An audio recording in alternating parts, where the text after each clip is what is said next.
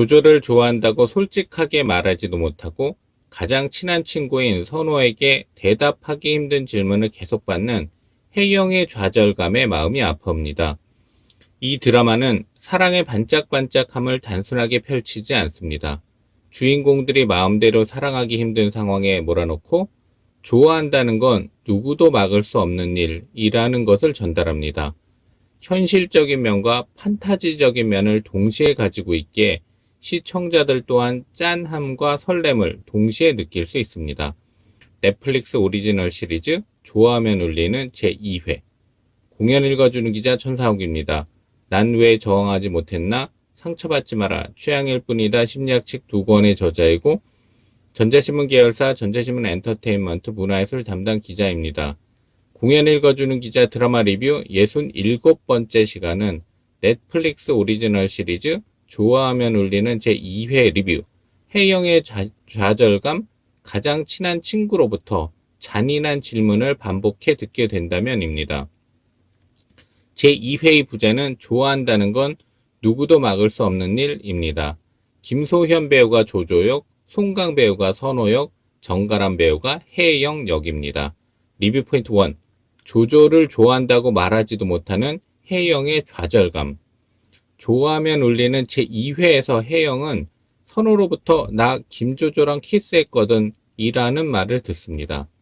자신의 처지를 생각해서이겠지만 자기는 조조를 좋아한다고 말하지도 못하는데 아직 사귀는 것도 아니면서 키스 먼저 하고 온 선호를 보는 심정은 어떨까요? 게다가 선호는 그것을 당당하게 말합니다. 선호가 그냥 나쁜 사람이라면 미워하면 될 것인데 나와 가장 친한 친구이고 내가 아끼는 친구이고 당당하기는 하지만 착한 사람이라는 점을 고려하면 미워하기도 쉽지 않은 것입니다.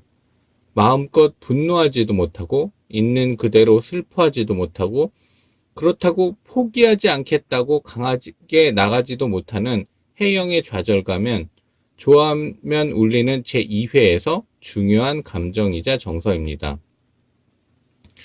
선호는 키스한 것을 말하기 전에 혜영에게 조조 좋아하냐고 몇 차례 물었습니다.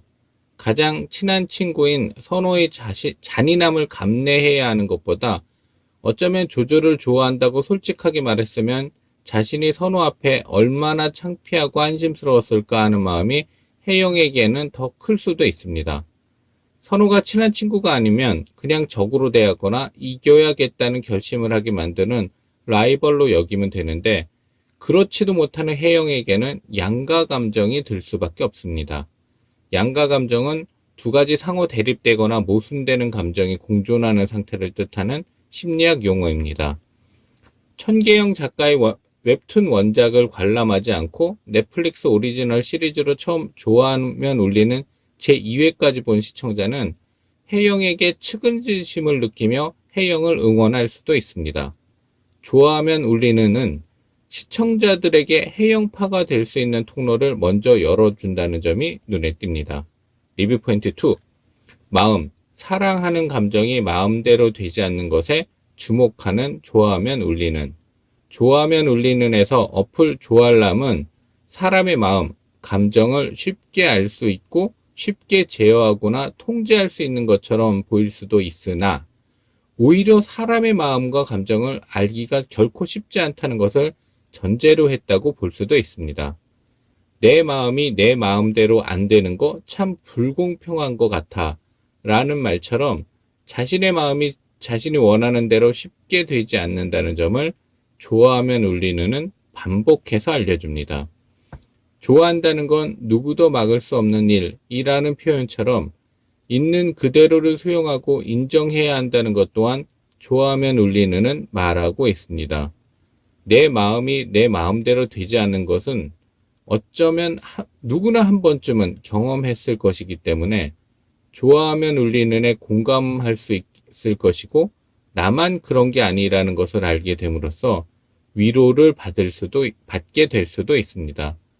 내 마음이 내 마음대로 되지 않는다는 것은 매우 우울하고 답답하게 표현됐을 수도 있는데 좋아하면 울리는은 상대적으로 밝고 긍정적으로 표현하고 있다는 점이 돋보입니다. 성장 드라마로서의 의미와 가치를 찾을 수 있다는 기대를 하게 만드는 이유이기도 합니다. 공연을 읽어주는 기자는 전자신문 엔터테인먼트 기사 사이트와 네이버 포스트, 전자신문 엔터테인먼트 채널을 통해 글로 보실 수도 있습니다. 지금까지 사연 읽어주는 라디오 고정 게스트 되고 싶은 천상욱이었습니다. 여러분이 행복하고 자유롭게 사시길 응원합니다. 고맙습니다.